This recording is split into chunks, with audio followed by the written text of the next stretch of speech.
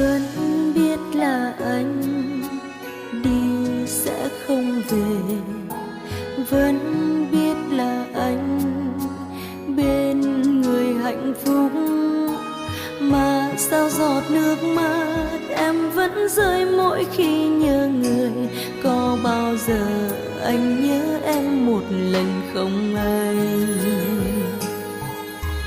Đã có lần ta đi qua vô tình, cứ muốn gọi anh nhưng lại im tiếng, vì bây giờ em biết anh đã xóa hết bao kỷ niệm, chỉ còn em vẫn yêu anh như ngày đầu tiên.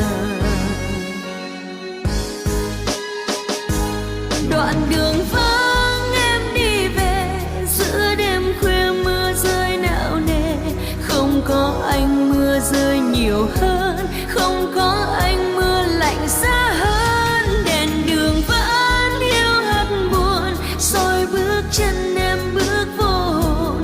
Làm sao anh hiểu hết được em sống thế nào khi không còn anh? Đoạn đường vắng đi một người đã bên em cho em nụ cười. Anh chẳng quên cơn mưa chiều rơi, ta ướt mưa nhưng lại thấy vui. Giờ đường ấy qua mỗi ngày, em bước nhanh che nỗi đau dài. Ngoài anh ra chẳng có một ai đánh thức trái tim em ngủ say.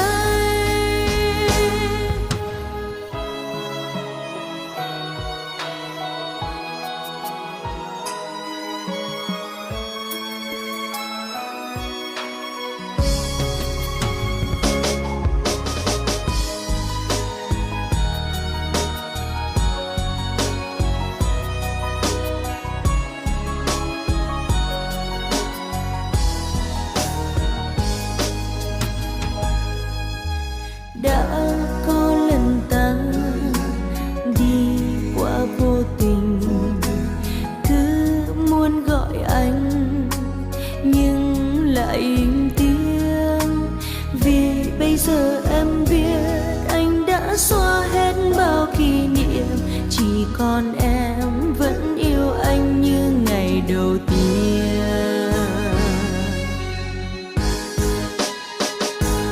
Đoạn đường vắng em đi về giữa đêm khuya, mưa rơi não nề, không có anh mưa rơi nhiều hơn, không có anh mưa lạnh giá hơn. Đèn đường vẫn hiu hắt buồn, soi bước chân em bước vô hồn. Làm sao anh hiểu hết được em sống thế nào khi không còn anh? Đoạn đường vắng đi một người đã bên em cho em nụ cười. Anh chẳng quên cơn mưa chiều rơi, ta ướt mưa nhưng lại thấy vui. Giờ đường ấy qua mỗi ngày, em bước nhanh che nỗi đau dài. Ngoài anh ra chẳng có một ai đánh thức trái tim em ngủ say.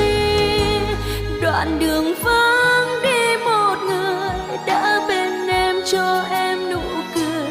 Anh chẳng quên cơn mưa chiều rơi, ta ướt mưa nhưng lại thấy vui. Giờ đường ấy qua mỗi ngày, em bước nhanh che nỗi đau dài. Ngoài anh ra chẳng có một